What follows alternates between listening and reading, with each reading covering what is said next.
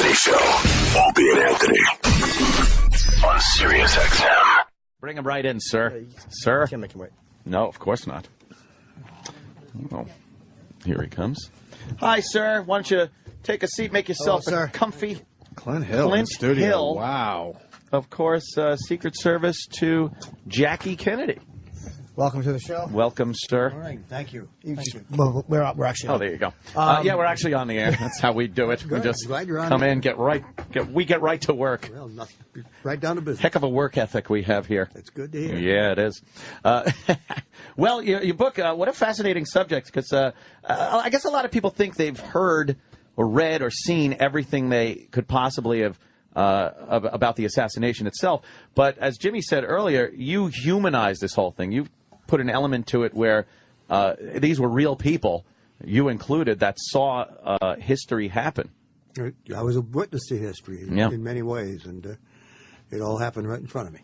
Because we see the Zapruder film. It's such a famous event. It's just an event. Like, the humanity of it is lost a lot of times because it's just something you see, like the bomb dropping. But you talk about the trip to Parkland Memorial, and you go through so much of the... Can I go back to when you first got assigned to Jacqueline Kennedy? You didn't see that as necessarily a good thing? No, I wanted to be with the president. I'd been with President Eisenhower, and we'd been all over Europe and South America and Southeast Asia, and I had witnessed what previous first ladies had done, which meant going to tea parties in the afternoon, fashion shows, things of that nature. And I didn't want any part of that. I wanted to be where the action was, and that was with the president. So when I got the assignment and went to meet her, I wasn't enthusiastic about it. And she wasn't enthusiastic about my being there because she didn't like the idea of somebody being with her 24 hours a day the rest of her life. So it took a while for us to gradually gain each other's trust, and we did, and we became very, very close over a period of time. And what was your first indication that this was going to be a different detail than Eisenhower? Because of her activity. A lot of people don't know how active she was. I mean, she was an accomplished horsewoman. She rode as often as she could with the hunt group out in the Virginia countryside, chasing foxes. She loved to water ski. She loved to play tennis. She loved to play golf. And if she wasn't doing that, she'd be walking. And she was very, very active. Well, previous first ladies had never been active like this. So that was the first hint that, this was going to be different. Wow, yeah. And then she decided that she was going to spend a lot of time away from the White House. They leased a place in the country in Middleburg, Virginia, and we went there almost every weekend while we were in the Washington area. If we weren't doing that, we were up to and from New York. And then they had a regular routine in the Kennedy family. They would go to Hyannisport for the 4th of July, for Labor Day, for Thanksgiving, Palm Beach, Florida for Christmas, New Year's, and Easter. And then she also liked to go to Europe and to cruise on the Mediterranean. So it was going to be really an active and interesting experience, and it was. And there's all this talk about JFK's extracurricular activity and stuff like that. You know, it's just become kind of, I guess, legendary at this point. And, you know, with information passed now, politicians, so much under such a bigger microscope. Was she aware of that? I mean, because I've heard different things that she knew and that she didn't know, or was it just something that it didn't seem to be noticed? Well, she and I never discussed it. Oh, of course. I heard the rumors. She heard the rumors, obviously. But it was never a matter of discussion between us, and I never discussed it with any other agents, so I really didn't know anything about that. So there wasn't this, you guys would get together and kind of start telling tales, huh? No. Not at all. There was I read too, and again, it's not that you just want to harp on the assassination, but it is, it's an amazing piece of history. And absolutely. What I read your account of it was interesting because you said that you thought, because we've always thought as the first shot skips, hits James Tague in the cheek, then the second shot goes through the back of the throat, and then the third shot is the final shot. But you said you thought the first shot actually hit him, and you didn't hear the second shot. That's right. First shot hit him in the middle of the back, way up at the neckline, and came out through the throat. actually would not have been a fatal wound. Second shot did not hit him. And Mrs. Connolly, who was sitting next to her husband, was the best judge of that. And she said the second shot's the shot that hit her husband. Wow. That is where the magic bullet theory comes in, which I don't believe in either. That's probably, that was actually 2 bullets then. Well, what they assume was one magic bullet was actually 2 shots. Okay. This was that at that time the attorney was Warren Spector, I think his name was. Arlen Spector. Arlen Spector, and that was his theory that this bullet did all these dips and turns and did all this damage.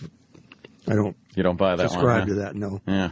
We had another agent say that too. That he thought. Remember, who wrote a book recently, and he called in and he said that he thought that the first bullet actually struck. Well, I'm sure it did because that's why I reacted. Did you know immediately what it was? You didn't think it was a car backfiring, or were you not sure? I wasn't sure exactly what it was. I heard the explosive noise, but when I saw him react, then I realized that something had happened, and I jumped and ran. And when I was running was a second shot. Apparently, I didn't even hear it. How big of a threat were you expecting, knowing that now in hindsight it's kind of hard to assess that, but at the time we hear about that there was kind of this threat that it might be dangerous for him to go to Dallas. Were you aware of this? We didn't. There wasn't a thought that it was any more dangerous to go into Dallas than any other place in the South at that time. Mm-hmm.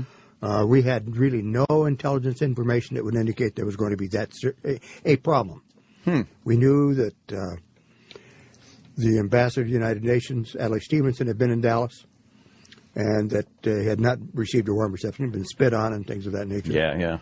We knew that there was a general who was retired living in Dallas named Walker, sitting in his office one day and somebody shot at him. Missed. But the bullet lodged in the paneling behind his head. Didn't they say that was Oswald that actually did Wow. That's what it turned out to be. It came out, they pulled the slug out of the paneling, and when they got Oswald's rifle from the 6th floor where he had hidden it near the stairway, and they checked it ballistically, it was that bullet was fired from the same gun. Wow. And you know, because you were right there, you heard the shot come from behind you. From my right rear.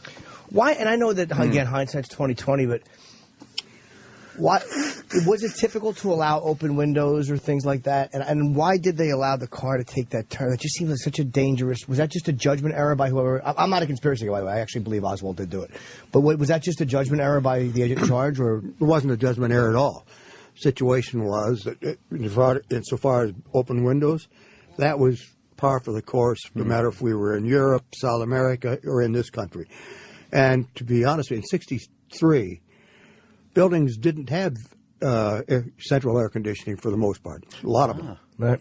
Open a window. Right, and people open windows. And in this case, people were hanging out of windows. They were on balconies and rooftops. So that was not that unusual. Don't you find things get lost in history and these conspiracy theories, and then you spell something out so simply, and that absolutely seems to be the most logical, reasonable explanation as to why the windows are open. Well, that's it, And you ask about why did we take that route? Why did we make that left-hand turn on Elm Street? Our destination was the Trade Mart in Dallas, which was just off the Stemmons Freeway. We were coming down Main Street. Now, Main Street, if we would have gone straight ahead, we would not have been able to turn right onto Stemmons Freeway, which is what we had to do in order to get to the Trade Mart. The only way to get there was to turn right onto Houston, then turn left onto Elm, go under the triple underpass, then get on the freeway. Mm-hmm. Other than that, we couldn't have gone to the Trade Mart that way. See, there's a simple There's a logical explanation that makes a lot more sense than some convoluted conspiracy. There was actually a barricade at the end of Main Street where Stemmons Freeway was that you couldn't have turned right. And can you and then you started, you heard the shot and you ran towards the car. And there's the very famous moment of Mrs. Kennedy coming back on the car. And there was all the speculation. At first they thought, was she trying to help and pull you into the car? Because it looked like you were struggling. It appears that way, but that was not what happened. When the president was hit in the head with the third bullet, the explosion was so severe in the head that bone fragments and blood and brain matter erupted from the wound. Some of it came off and went to the right rear, across the trunk of the car. She saw that, and she was trying to reach some of that material. She didn't even know I was there. This is what she testified to later. And then when I grabbed her and put her back in the back seat, and she sat down, then his body fell into his head in her lap. Wow. So. And you were holding on for dear life as you guys are speeding towards Parkland Memorial. Yeah, we were running upwards of 80 miles an hour. Wow. And you were just holding on to the Well, back I of kind of wedged myself in between the two sides of the car. Wow. So I lost my sunglasses. They blew off. Yeah, you said that was the speed. You just turned your head in the glass, which means if you would have let go. And with the car behind you was, you said, within 5 feet, right? All the time. Yeah, Did you know that moment that it was a fatal shot? I thought it was as soon as I saw him lying in her lap because his eyes were fixed. Because I could actually see into his head from the wound. Wow. And I could see a lot of the brain matter was gone. And so I gave the follow-up car crew a thumbs down. And wow. What was the sound? Wow. When that because the Zapruder film is silent, and again, there's that cop radio that might have been left on, which they try to get acoustics from. Yeah. But the sound you describe of the shot is so. It's just like what could you describe it? Well, it's like a bullet hitting something very hard but hollow. Oh wow. Yeah. Like something like a melon. Similar. And it caused the wound to open up, and then it caused a flap. The skin from the exterior of the skull didn't actually come off. Part of it was intact, and so it just kind of made a flap that went forward. Up. Wow. That's what you see in the film. Was she saying anything in the car, or was she quiet, or was anybody saying anything? She was in shock. Yeah. But she did say that, they've shot his head off, and then she just said, Jack, what have they done to you?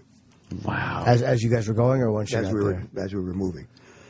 And what happened when you got to the hospital? Because I know that they had to get Connolly out in order to get the president out of the, fold the jump seat.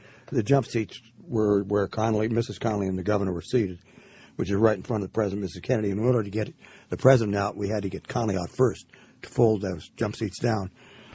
And so that took a little time. And then we were going to move the president, but she wouldn't let go of the body. Because she didn't want anybody to, I thought anyway, she didn't want anybody to see what he looked like. Oh, wow. Yeah. So I took my jacket off, and I covered his head and his upper back. When I did that, she let go. Then we lifted him up and put him on a gurney and took him into the emergency room. And what was your first feeling when you knew he had... Because it's interesting to hear you talk in the book about failure, and you felt like you failed, or that you... Well, there's no question about that. We had a responsibility, and we failed in that responsibility. There's no question about that at all.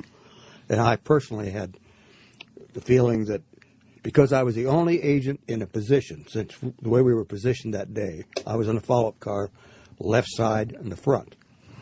When the sound of the explosive noise came, my eyes scanned from where I was looking on my left-hand side across the president's car. I saw what happened. The other agents were scanning away from the car toward the sound noise. They didn't see what happened. I was the only one who had that opportunity, and I was unable to get there. But if you could have jumped in and taken the shot, you would have. Oh, absolutely, certainly. What trained you for that? What trained you for the ability to throw your body in front of a bullet? I mean, just because it's against every instinct. Yeah. Well, I guess it is, but it's just something that you recognize when you accept that job that may be a possibility. And when you guys left, I know that you left D.C. and it was interesting in the book where you talked about how his son liked to go on the helicopter, and he liked to take his son on the helicopter with him. John loved helicopters, and he that morning they had agreed to allow him to ride with him from the White House to Andrews Air Force Base, where Air Force One was located. And so Agent Foster came with him when we flew from the White House to Andrews, and then Mommy and Daddy got off to get on Air Force One, and he really started to cry. He wanted to go with them. We knew he couldn't go, and the President, Miss Kennedy, knew he couldn't go.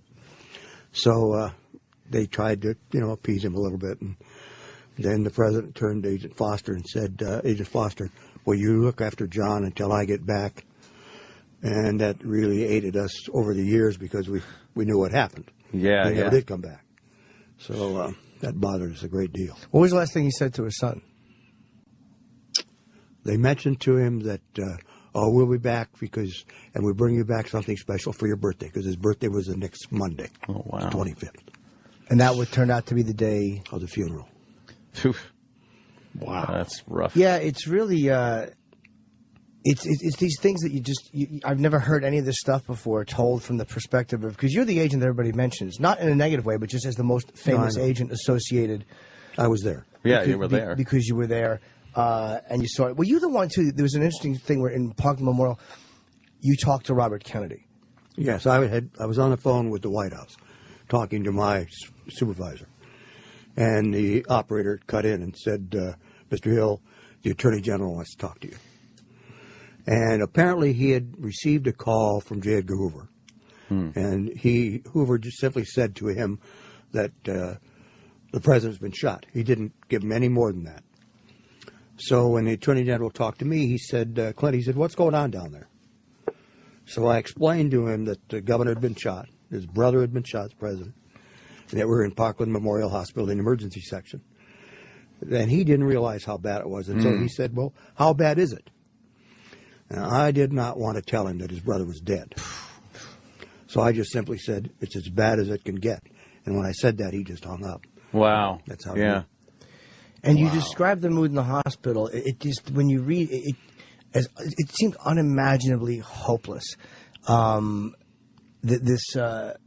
This feeling you guys seem to be having, like almost like in a zombie state, walking around, not quite believing what had just happened. Well, we were emotionally it really hit us, but we had a job to do still. And in the hospital, I'll say this for the staff there, they did everything they could trying to revive him. They didn't leave anything left.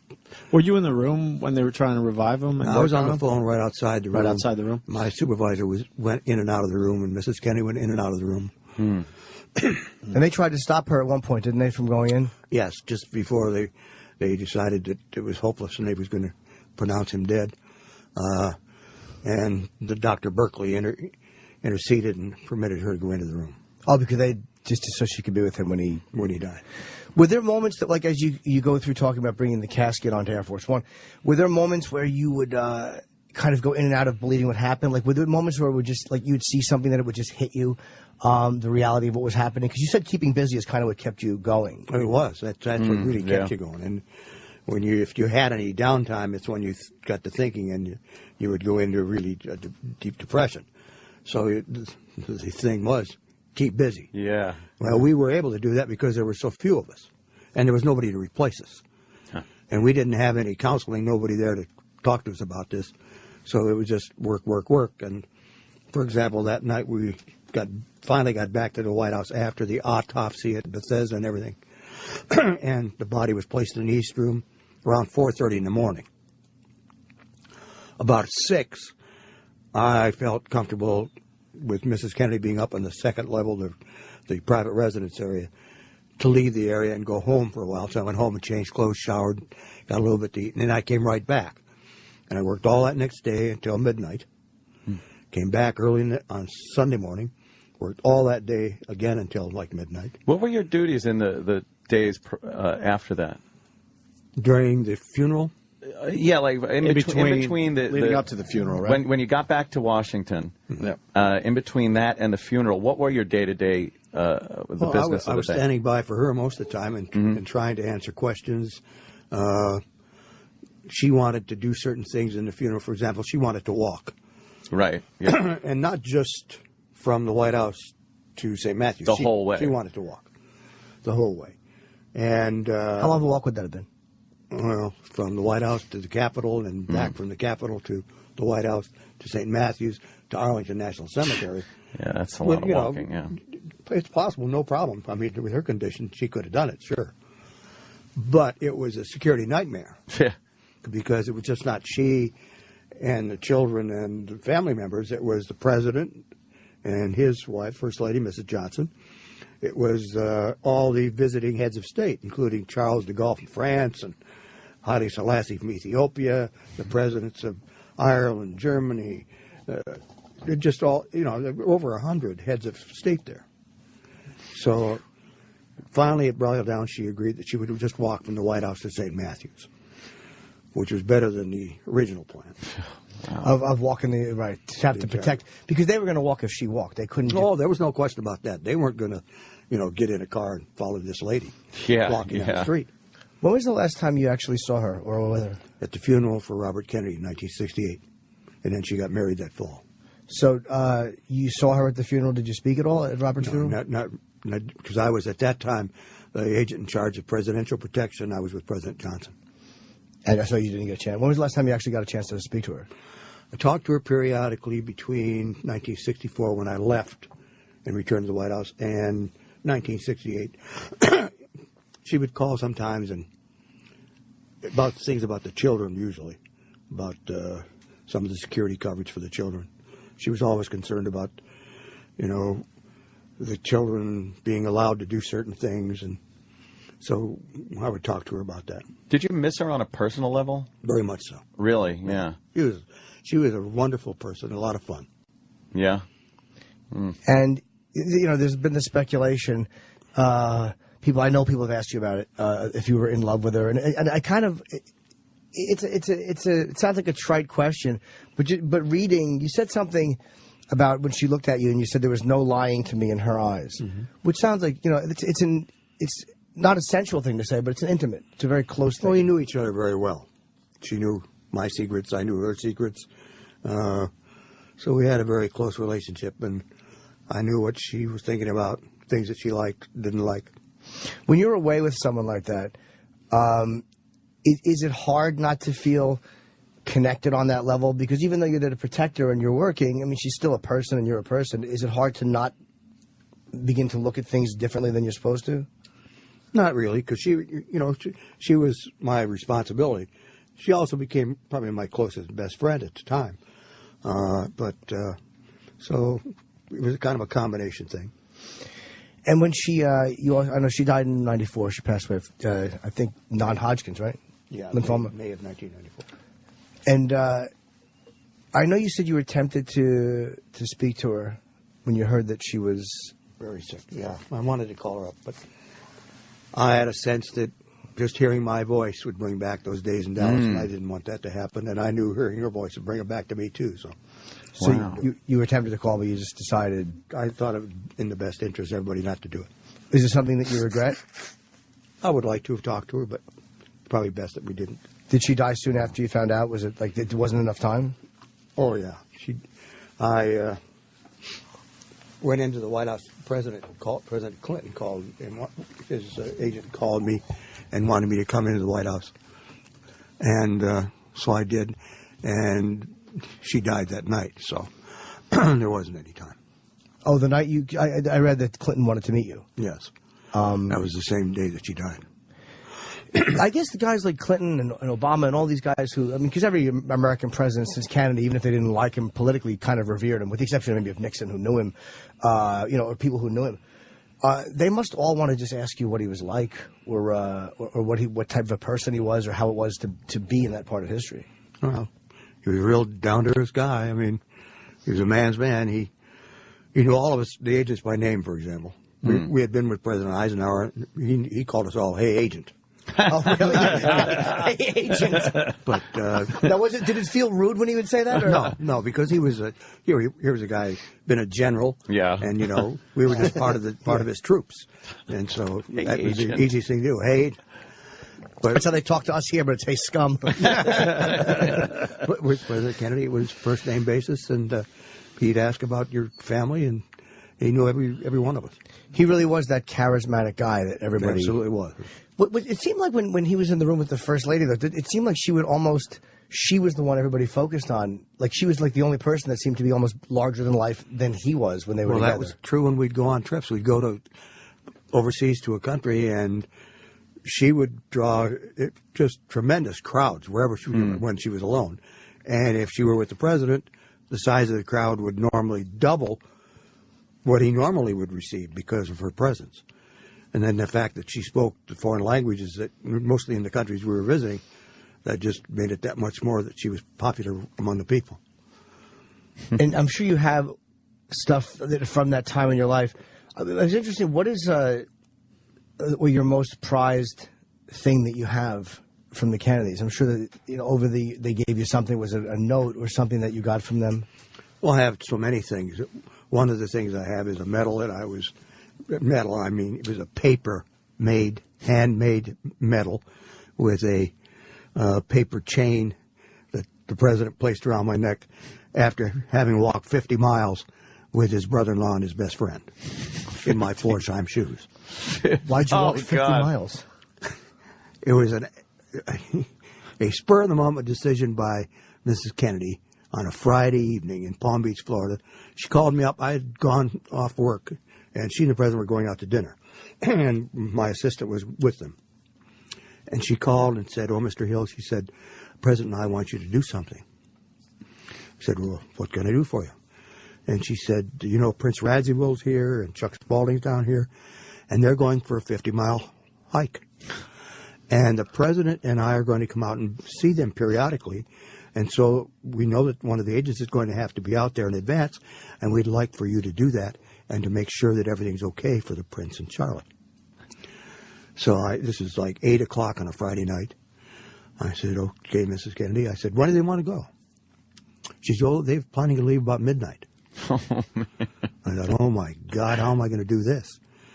So I said, "Okay, I'll be right there." So I hung up the phone and tried to think, what the heck am I going to wear to do this? And I had a sweatshirt there with me and some things, but the shoes I had were regular dress Florsheim shoes, similar to the ones I have right on. My God. You had no sneakers? Wow. 50 miles in dress shoes. Wow. So at midnight, we started down the Sunshine Parkway in Florida and kept going until we finished the 50-mile hike. How long? So we started at midnight Friday night. We finished that Saturday evening. I wouldn't give you the exact time, but in the evening. That's crazy. Wow. Almost 24 hours. And you obviously you all carry weapons. Is there the Secret Service you didn't just have a pistol. What do they give you, like I've heard the agents could put a gun together really quickly. Anthony, you may know. Listening to this. I don't know. You're hilarious. Anthony, you may want to. Well, no, I don't know what weapons they carry. I'm sure you had some kind of heavier stuff than just your. Well, on that hike, I didn't. Oh, you didn't. You just had your What revolver, did the agents trusty carry? revolver. I had a 2.5-inch Smith. Oh, okay, yeah. What did the agents carry in 1962? I'm sure it's different than what they have today. Most of them carried 4-inch, 38 caliber weapons. Your old service revolver kind of a thing, yeah. That was the standard issue. And what about if you needed a little bigger punch? They eventually went to a Magnum. Oh, okay. Were there any little submachine guns underneath some of the clothing? At first, we used a Thompson 45. Oh man, that's a kind of a big thing to hide. Yeah. heavy to carry. Then they went to an AR-15. Again, a little big. Then we went to an Uzi. Oh, okay. Yeah. You guys carry Uzis? A little smaller then. Wow. Wow. How much do you, or how annoying do you find the conspiracy theorists who say things that you just know isn't true? They're very annoying, but I've gotten to the point I just ignore them because most of it is so foolish and stupid that it's not believable by anybody. I can't see how they believe it. Was there ever one you heard that made you go like, huh? Because you always hear one thing that makes you like, oh, that makes sense. Well, there are a couple. One was that the driver of the presidential vehicle turned, drew his revolver, and fired and shot the president. Well, if you knew the configuration of the car and where all the people were seated, it was impossible for him to do it. And if he'd have tried, he'd have probably hit Mrs. Kennedy in the head because at the time of the shot, she would have been almost between the driver and the president. The second one was that the guy that was handling the heavy weapon in the follow-up car, George Hickey, that was his name, shot the president with that weapon. And it's just so... He was in the back of the follow-up car between the president's closest political aide, Kenny O'Donnell, and the president's personal closest friend, Dave Powers. And... Don't think they would have allowed that. Well, and back there with him was another intelligence agent. So, I mean, it's ridiculous. It just wasn't feasible. I've heard the guy in the sewer. I've heard that there was a guy, that was another great one, that there was a guy actually in the sewer on Dealey Plaza. Yeah, Umbrella Man? Oh, Umbrella Man, sure. Man, he was a signal. Oh, absolutely. Oh, God. And it's silly how these things catch on, and people they want there to be. What do you think it is that people just want there to be something more? Well, they can't believe that one person did this alone. Has the power to do that. It almost makes you feel a little too vulnerable. But if you go into assassination history, you'll find that almost in every case, it's one person that acted alone. When you think of that day, when you think of being behind that, or that moment, obviously, what is the image that jumps out at you the most? Is it not the shot? Is it something on the back of the car? Is it a smell of exhaust? What is it that you associate with that? It's the picture of the president lying in Mrs. Kennedy's lap, the right side of his face up, his eyes fixed, with a hole in the upper right rear of his head, and I knowing that he was dead. Wow. And you knew that she knew it, and that there was... And that's embedded in my mind, and it just will never leave. After you left the White House, and how did you deal with? Was there depression or grief, or what came after?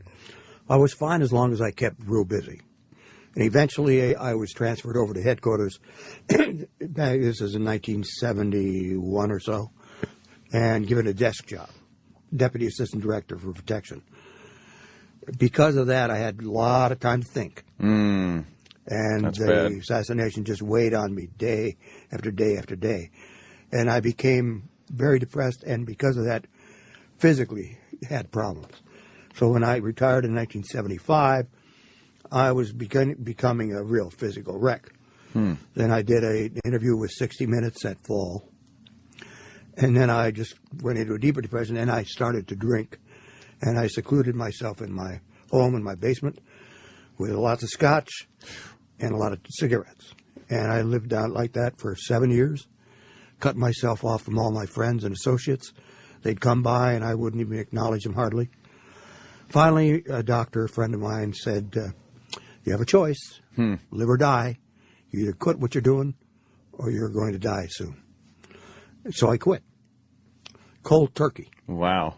And I eventually recovered. By 1990, I went back to Dallas to walk the area of Dealey Plaza, to go up in the 6th floor depository and see from the shooter's advantage point what it looked like. And I came away with the conclusion that, well, he had all the advantages that day. We didn't have any.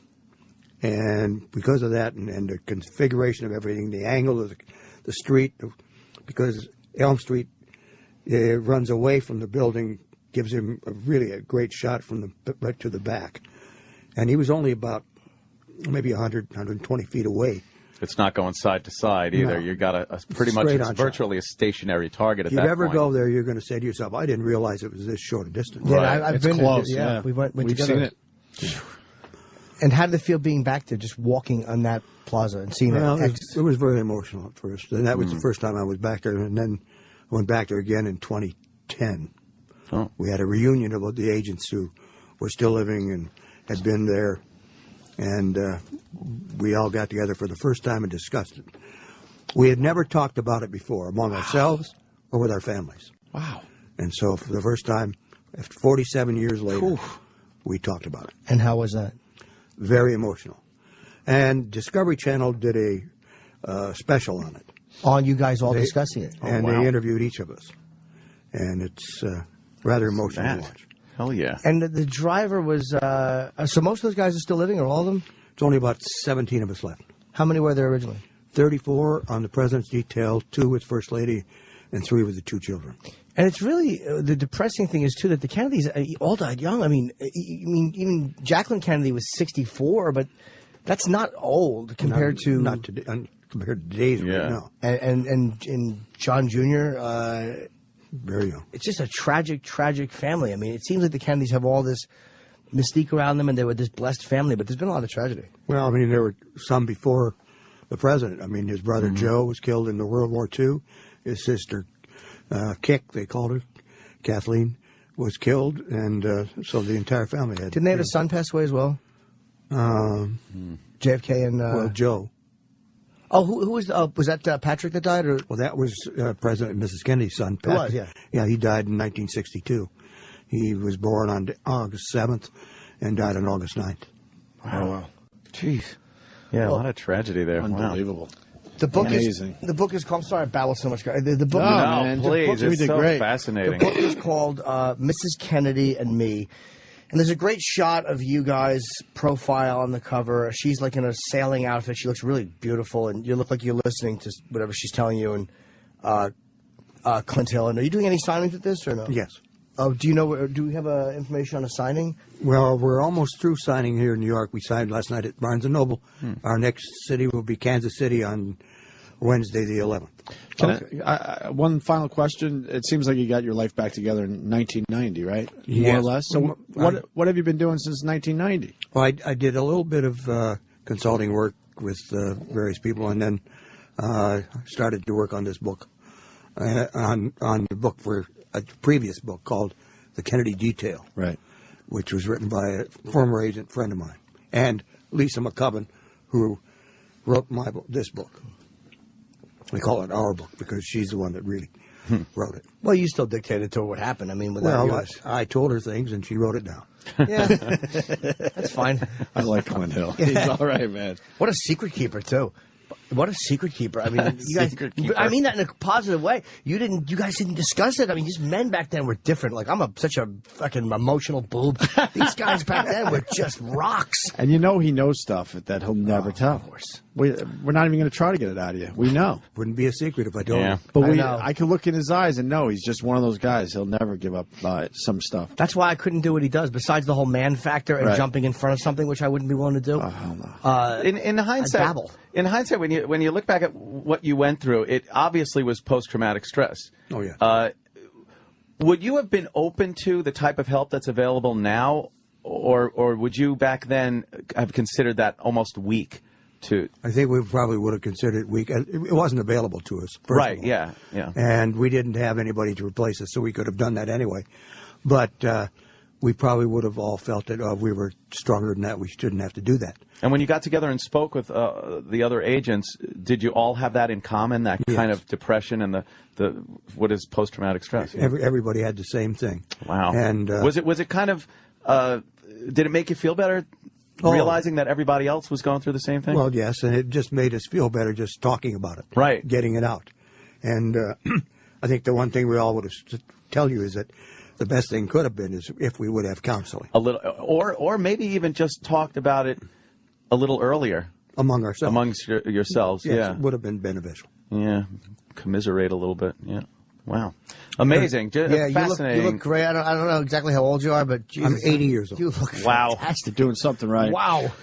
By the way, you can Healthy. order the book through our Facebook page, Opie and Anthony. It's nice really? to know Okay. also Yeah, you could yeah, spend 7 years drinking and smoking and still maybe squeak out 80 more out years. 80. You know? Well, I don't recommend it. Now, that is the most encouraging part, though, is if you want to lock yourself in your basement, you'll Yeah, have a few good years. You know, you got to stop eventually, but have yourself a little party. So Kansas City on the 11th, I guess I don't know where to find out the information. If we get it, we will just We'll say get it and pass it when on, we come back absolutely. from break. Please, yeah. But you're a fascinating guy. Well, I'll Yeah, it see, brings I'll a see if real- we can't provide you that information. Yeah.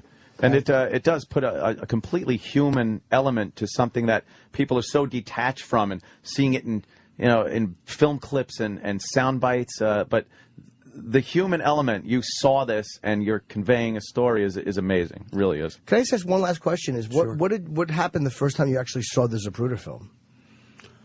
Well, I was really surprised at what I did see because I had no idea what it looked like. How long after did you see I it? didn't see that until sometime in 1964.